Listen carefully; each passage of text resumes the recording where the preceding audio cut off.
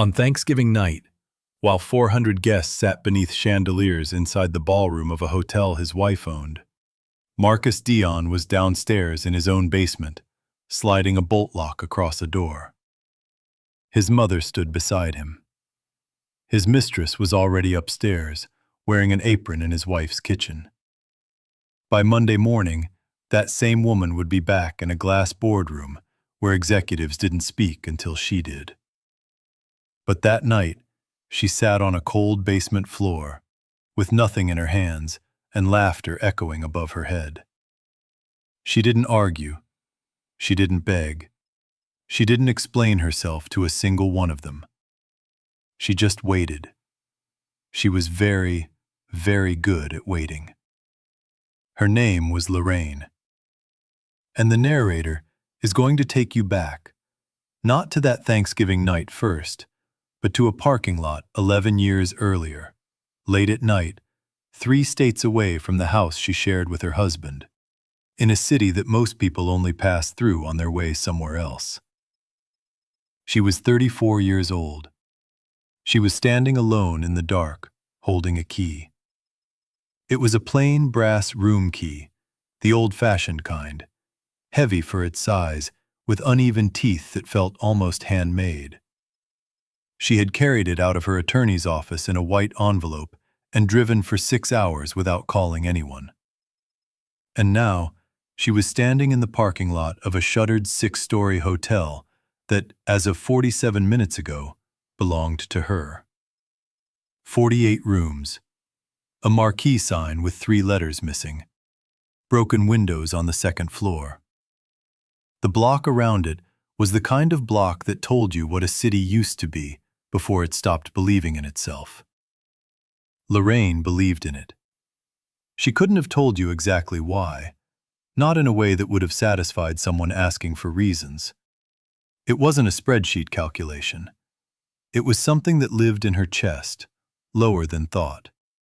The kind of knowing that arrives before the evidence does.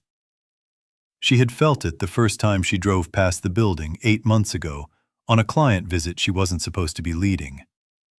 She had pulled over and sat in the car and looked at it for 11 minutes before she drove away. She had not told Marcus about it. Not that trip. Not the 5 trips that followed. Not the conversations with the attorney. Not the financing she had arranged through a holding company her attorney helped her structure. Clean, invisible, bulletproof to anyone who wasn't specifically looking for it. Not the closing. Not any of it. She ran her thumb along the teeth of the brass key and looked up at the building.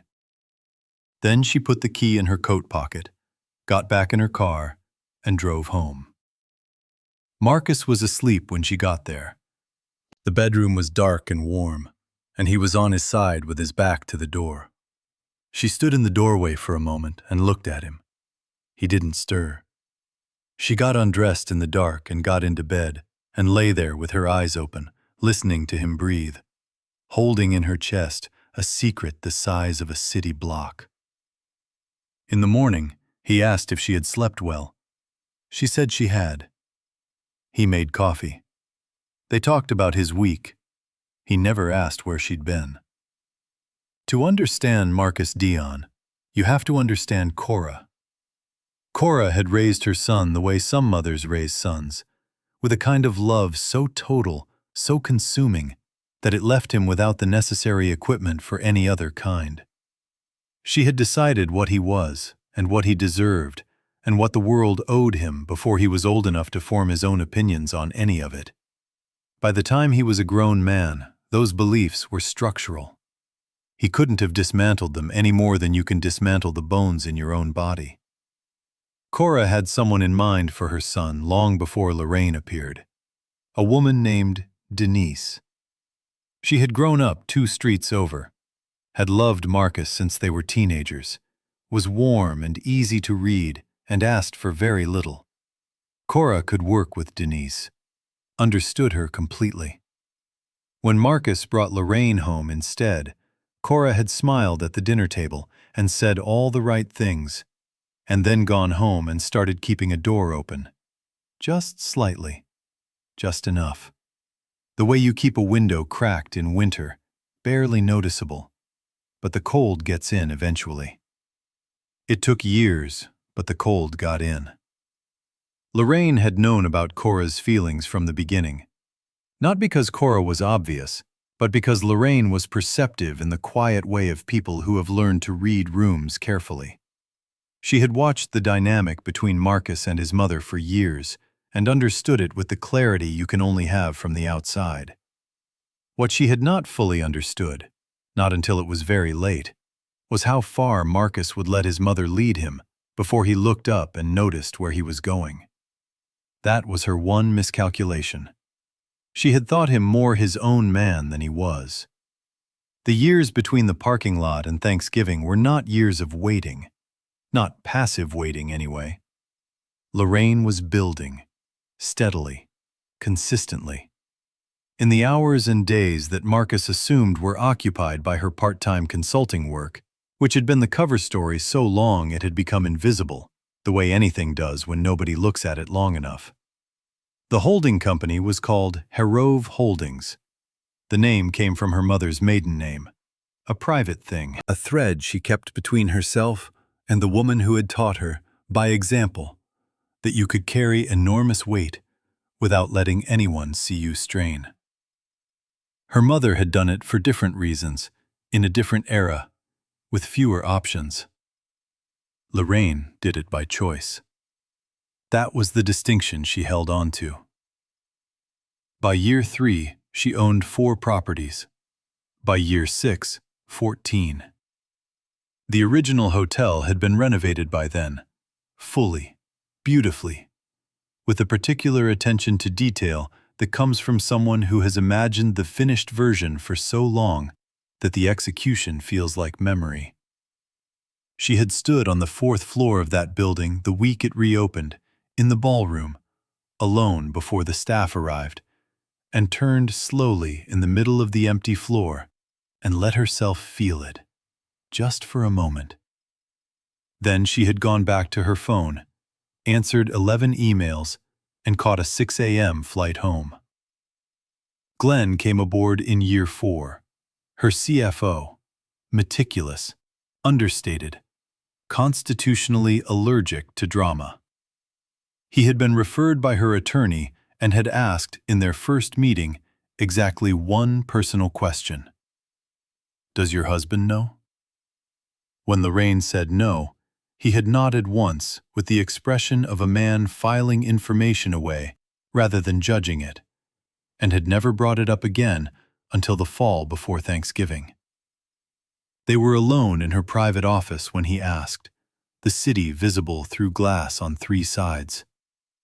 He had looked at her with the particular focus he got when something genuinely puzzled him, and said, "Why haven't you told him?" Lorraine was quiet for longer than usual. A cloud moved across the sun outside, and the light in the room shifted. "A man who needs you to be small," she said, "will never be able to handle your full size." A pause. "I wasn't hiding it from him. I was protecting it from him." Glenn looked out at the city for a moment. Then he said, "Okay."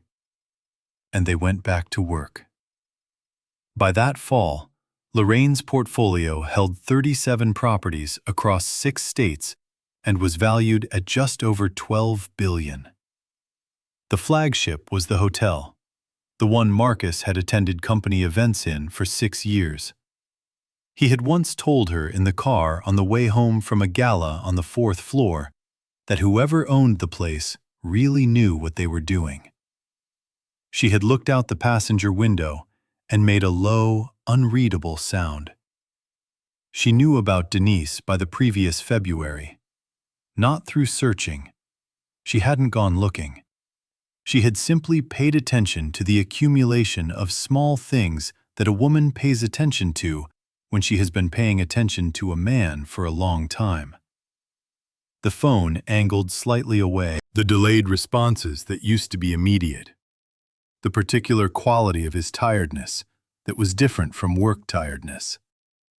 The way Cora had started smiling again.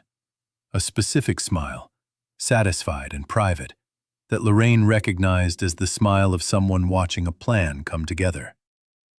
She did not confront him. She was not ready to move yet.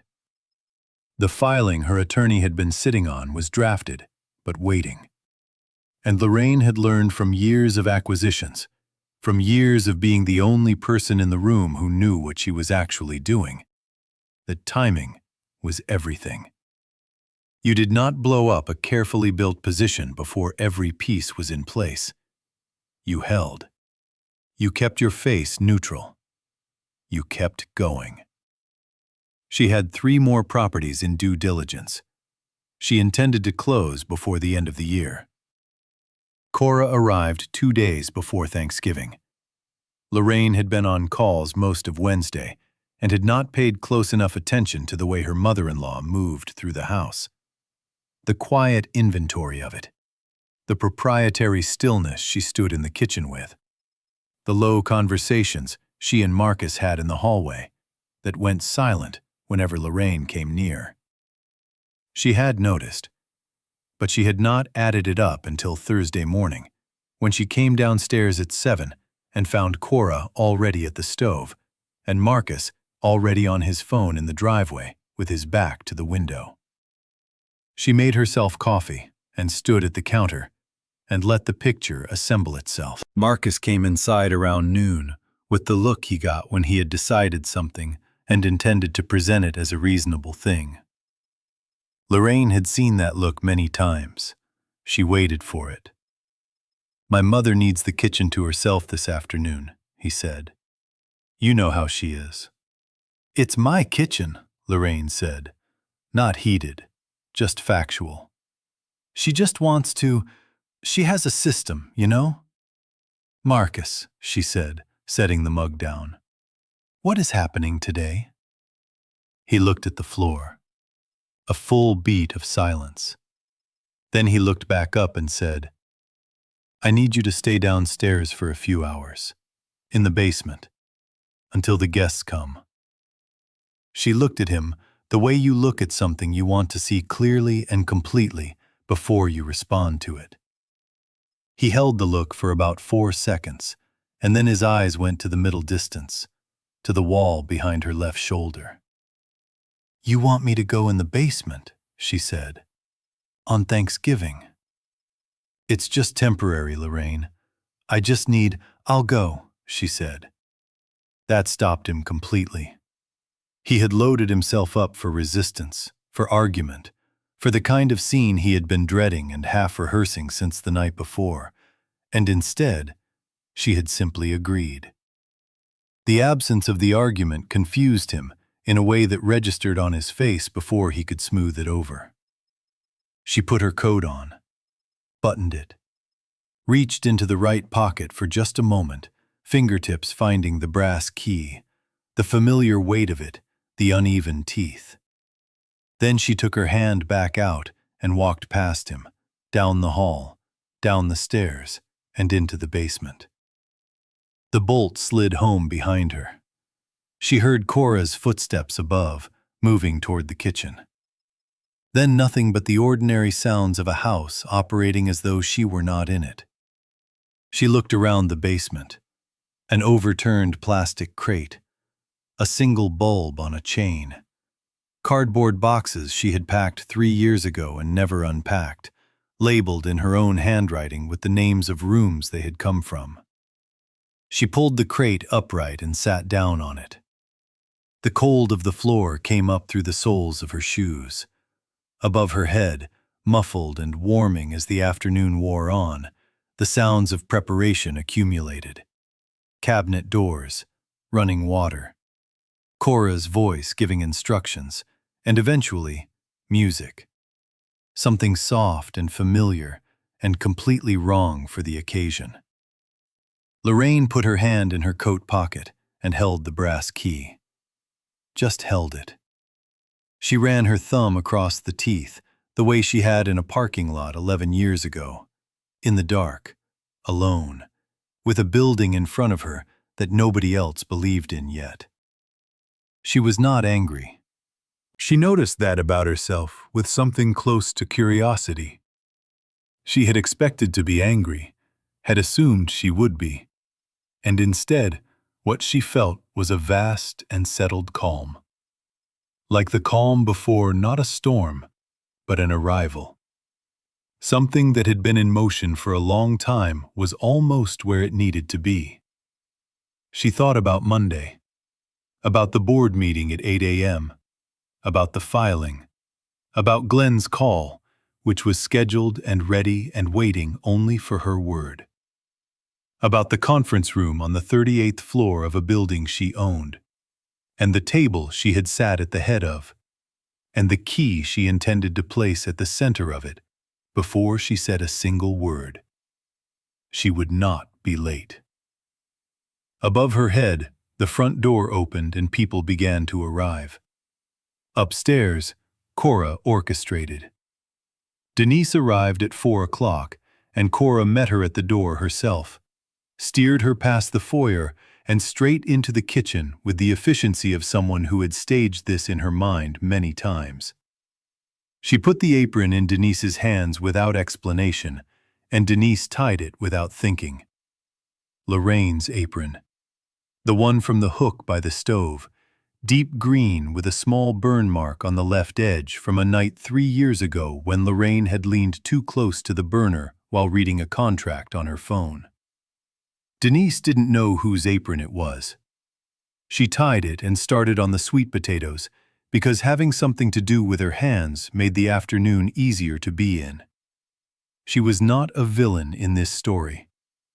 The narrator wants you to understand that Denise was a woman who had been in love with a man since she was 17 years old and had never fully stopped, and had made the mistake, the honest human mistake, of believing the version of his marriage that he had offered her. She had told herself what people in her position tell themselves, that the wife was cold, that the marriage was already over in every way that mattered, that she wasn't breaking something, just standing near something that was already broken. She had believed it because she needed to, and because Marcus was good at presenting things in the light most flattering to himself. By 6 o'clock, she was moving through a dining room full of people she mostly didn't know, passing dishes and nodding at introductions, and feeling, in some part of herself she wasn't listening to carefully, that something about the evening was deeply wrong. She couldn't place it. She kept moving. Pastor Wendell arrived at 5:45. He was a tall man, unhurried in the way of people who have made peace with most things, and he settled into his chair at the center of the table and looked around the room with the easy attention of someone accustomed to reading gatherings. He looked once, twice. Then he leaned slightly toward the woman beside him and said, low enough that it didn't carry far, "Where is Lorraine?" Cora was 3 feet away. "She isn't feeling well," she said smoothly, not looking up from the dish she was placing. "She sends her love." Pastor Wendell looked at the empty chair at the far end of the table. He picked up his fork. He did not ask again. But for the rest of the evening, something in his face was doing quiet math. Marcus sat at the head of the table and performed a version of himself he had been performing for years. The warm host, the generous husband, the man comfortable in his life. He was good at this performance, had been good at it for so long that parts of it had become genuine, which almost made it worse. He talked and laughed and poured wine and did not look at the basement door at the end of the kitchen hallway, and did not look at the empty chair, and did not look at Denise's face when she came out of the kitchen. And when he caught her eye for a second, he looked away first.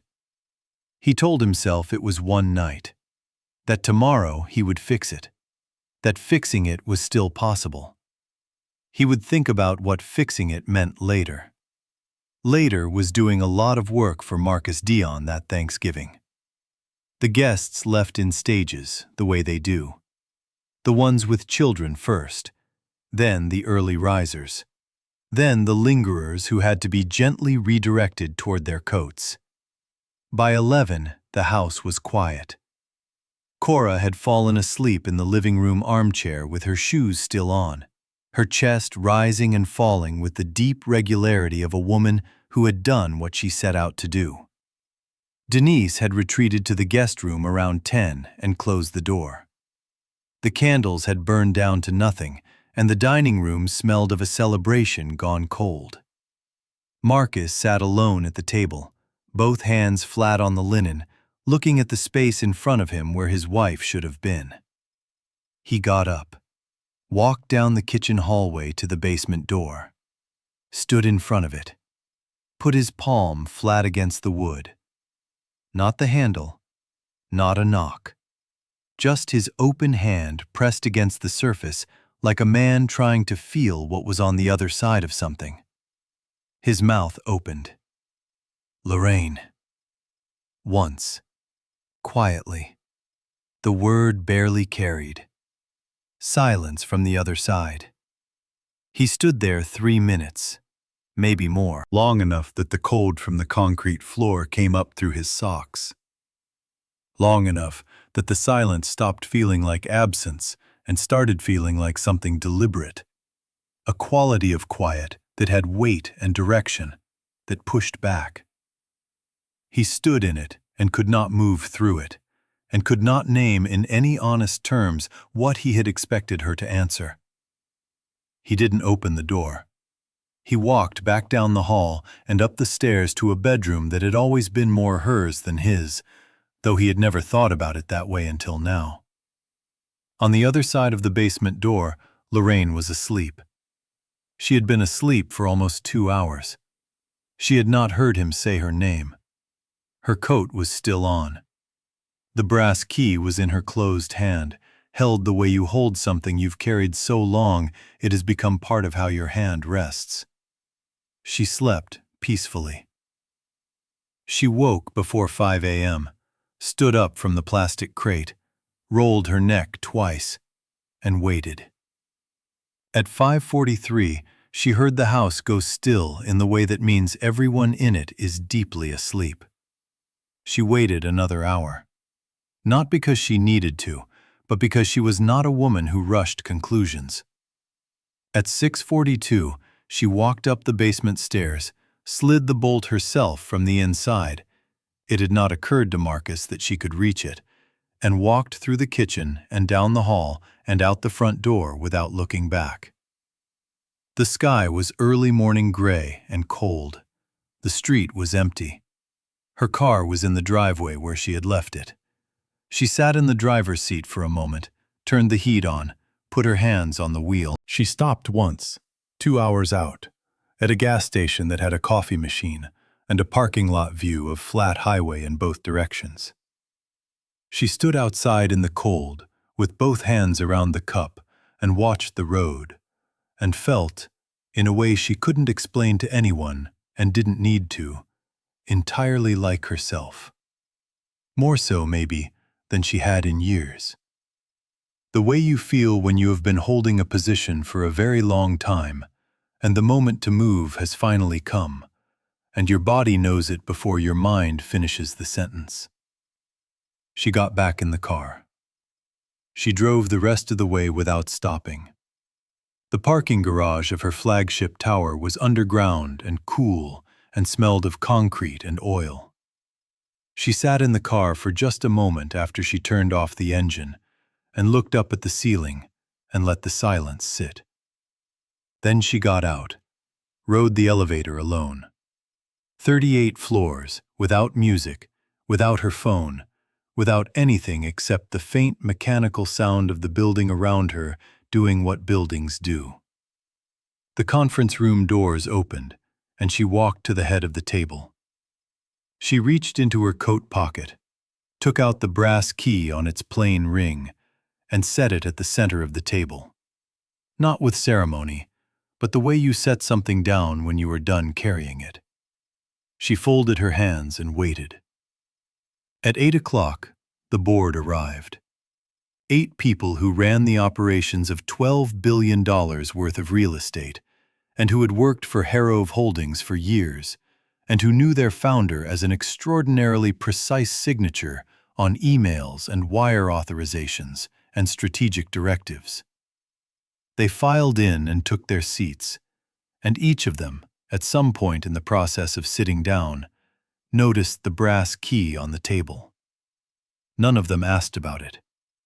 They understood without being told that it was not a prop, that it meant something specific and complete, and was not an invitation to conversation. Lorraine looked around the table. "Good morning," she said. "Let's begin." At 8:08, her attorney placed a 7-second call to a number registered to Marcus Dion. Not a goodbye, a case number, a filing date. The clean, legal beginning of the end of a marriage that had, in every meaningful sense, ended years ago, when a man slid a bolt across a door and walked upstairs to be with someone else. Marcus was at Cora's kitchen table when the call came. He had not gone back to the house. Not that Friday. Not that weekend. Not by Monday morning, when his phone buzzed with a number he didn't recognize, and he stared at the screen for 2 seconds before he answered. 7 seconds. He played it twice. He sat very still, and then something shifted in his face. Not collapse. Not the dramatic unraveling of a man surprised. But something worse. Recognition. The slow arrival of a truth he had been careful not to look at directly for a very long time. He sat in it and let the shape of it assemble. He thought about the house, the deed he had never examined because why would he? It was their house. He thought about the car, the accounts, a phone call from his bank 2 years ago that Lorraine had said she'd handle. He thought about the ballroom on the 4th floor of a hotel he had attended events in for 6 years, and about what he had said to his wife in the car on the way home from a gala. Whoever owns this place really knows what they're doing. And about the sound she had made in response. Just a low, unreadable sound while looking out the passenger window. The brass key. He thought about the brass key. He had seen it in her coat pocket once, maybe twice over the years. A plain, old-fashioned room key on a plain ring that he had noticed in the vague way you notice things that don't fit and don't cause you enough trouble to investigate. He had never asked what it opened. Cora came in from the hallway. "What happened?" Her voice was controlled, but her eyes were moving fast, reading him.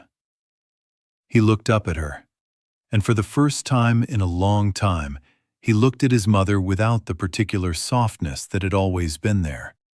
The automatic deference, the son's refusal to see the woman clearly. He looked at her straight. He thought about Thanksgiving, about what she had organized, about the way she had put that apron in Denise's hands, about the years of small things, the kept doors, the maintained warmth, the steady, low management of his life. About the woman who had been sitting on a plastic crate in a basement while 400 people ate dinner above her. And none of it was an accident. "She's gone," he said. Cora opened her mouth. "Don't." He said it quietly, without heat, the way you close a door that doesn't need to be slammed. She didn't speak. From the back of the house came the sounds of Denise moving, the zip of a bag, the particular sequence of movements that means someone is deciding to leave and has already finished deciding. A door opened and closed. Neither Marcus nor Cora moved. The house was quiet. Denise was done. She had sat with the shape of things since Friday morning and had arrived by Sunday night at the only conclusion available to a person looking honestly at what had actually happened. She had been a character in someone else's plan. She had worn someone else's apron in someone else's kitchen, while that someone sat on a crate in the basement below her. The person she had been complicit with, knowingly or not, was sitting at a table 3 rooms away, not looking at her. She picked up her bag and walked out, and did not leave a note because there was nothing to say that the leaving didn't already say. The profile ran in the 3rd week of November. It was not the cover when they first planned the issue. By the time the photographs came in, it was the obvious cover, and nobody argued about it. The photograph showed a woman standing in front of a renovated hotel in a city that looked nothing like the city it had been 7 years ago. The building behind her was lit and whole. The marquee was fully lettered. The windows reflected sky. She was wearing a coat against the November cold, and she was holding nothing except a plain brass key on a plain ring. And she was looking into the camera with an expression that was not triumph in the loud sense. No smile, no raised chin, no declaration. It was something quieter. The expression of someone who has always known a thing and is not surprised that other people have finally caught up.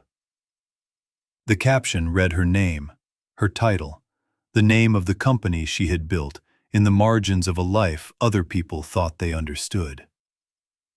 Marcus saw the photograph on a Thursday morning at his mother's kitchen table. He was on his 2nd coffee, the first having gone cold, untouched, and his phone was face up beside his mug. The notification came through from a business publication he followed, and he almost scrolled past it. And then the photograph loaded. He looked at it for a long time. At the building, at the woman, at the key. He recognized it. He was almost certain. The plain ring. The weight it implied. The particular way it sat in her hand. The way things sit when a person has carried them so long that the grip is unconscious. He had seen it before, in her coat pocket more than once probably over the years.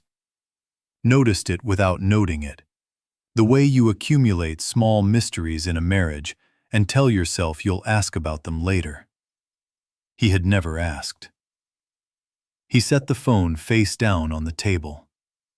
He sat with the full size of that, what it meant to have been that close to something for that long, and never thought to ask what it was.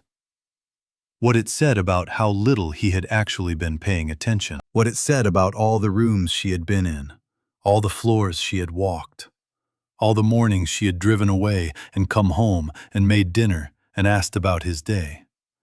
And how none of it, not a single moment of it, had given him enough curiosity to ask. He thought about the basement, about the bolt, about standing on his side of the door with his palm flat against the wood and her name in his mouth, and nothing coming back. He understood now what that silence had been. Not absence, not punishment. Just a woman who had already moved past the moment he thought he was still inside. Standing in the dark, holding a key to a building he would never set foot in. She came back to the house once, a Tuesday, 9 days after the filing, mid-morning. Marcus had not been there since the weekend before Thanksgiving, and she had known that before she pulled into the driveway. She had not come to see him. She had come for one thing. In the hallway, just inside the front door, there was a framed photograph on the wall that had been there for 10 years. She had hung it herself. And nobody had ever asked about it. Not Marcus, not guests, not Cora on any of her many visits. It was a photograph of Lorraine at 22, standing outside the hotel before it was hers, before it was anything. Just a building in a city going quiet on a block that had stopped expecting anything from the future. She was standing in front of it with her hands in the pockets of a coat too light for the weather, and looking up at it with an expression the camera had caught without her permission. An expression of recognition, of the specific certainty that arrives before the evidence. She lifted it off the wall and tucked it under her arm. She didn't linger, didn't move through the house.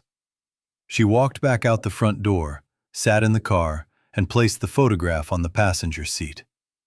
She reached into her coat pocket, closed her fingers around the brass key, held it for a moment the way she always had. Not tight, not desperate, just held it. Felt the weight and the uneven teeth, and then she let it go. She started the car. She was thinking about the acquisition on the coast, the one her team had told her was overpriced. She had looked at the building herself on a site visit in October, and had stood in the parking lot afterward and felt it.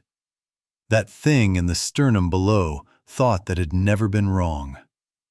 She had told Glenn to make the offer anyway, and they were waiting on a response. And she was fairly certain about what the response would be. She drove out of the neighborhood and onto the highway, and she did not look in the rearview mirror. Not because it was painful, because there was nothing back there she needed to see. She had always been better at looking forward. She was building something nobody could take.